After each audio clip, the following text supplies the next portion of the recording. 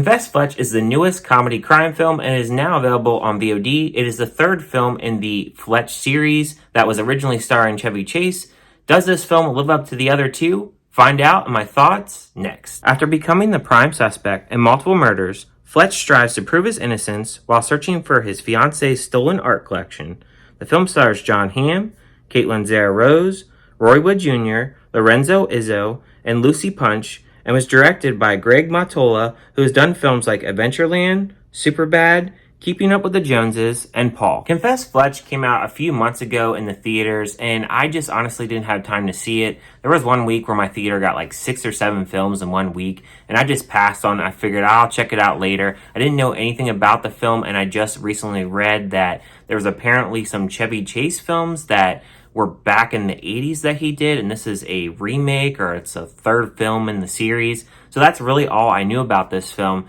And as far as how this film is a story, so it has a mystery aspect to it with a murder aspect to it. It starts off in the current present day where Jon Hamm has witnessed a murder and he calls the police and they have him as a suspect. And then it cuts to when he is in Italy and he meets this woman, and that is a woman that turns out to be his fiancé. And meanwhile, there is some stolen art pieces. So he gets involved in a investigation of these stolen art pieces while also trying to solve the murder that has gone on as well. So the film, it kind of has a weird dynamic to it because I think the mystery portion is kind of bogus.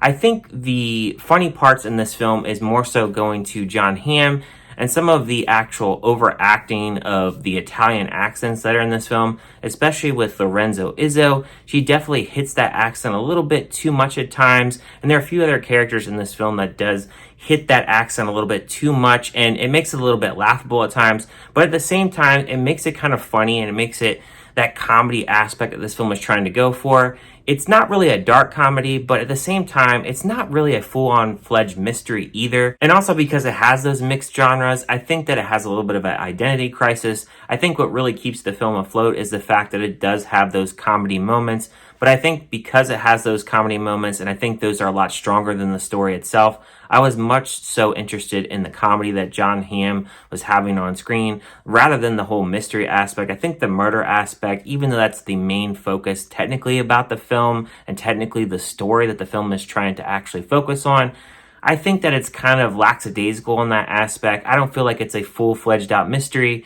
I think the funny parts are really with Jon Hamm when he's actually talking to these different individuals, and every time he talks to these different individuals, he gives them a fake name and he says he's a reporter, and they completely believe him, which is kind of funny in a sense because who would actually believe this random guy that doesn't even look like he would be a reporter? And all these people are telling him their feelings and what they think actually went down with this person that actually got murdered. And then, of course, the side story with the actual art that gets stolen. I will say by the time this film really wraps up, it definitely feels more so like a TV kind of series, especially with the wrap up and how it actually goes and how the reveal actually goes and how the ending actually wraps up. It kind of feels like a lighter Equalizer. If you've ever seen the Equalizer show and you've seen the Equalizer movies with Denzel Washington, it's definitely a step down in that aspect. And I think Jon Hamm, he has the best performance here, followed by Lucy Punch. She's not in the film that much, but when the role actually calls for her to be in the film, she does a pretty good job.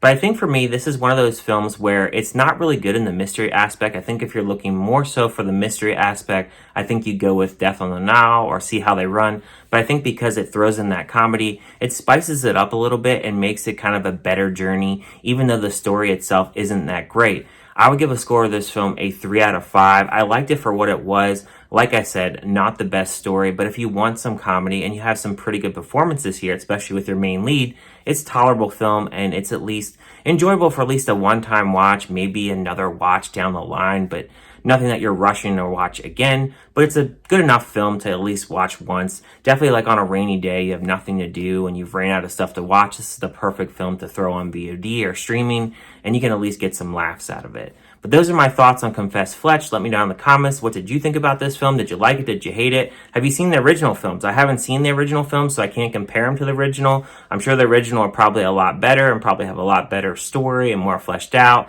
and probably more comedy because Chevy Chase is pretty funny himself. Thank you guys for watching as always, and I'll see you guys on my next review.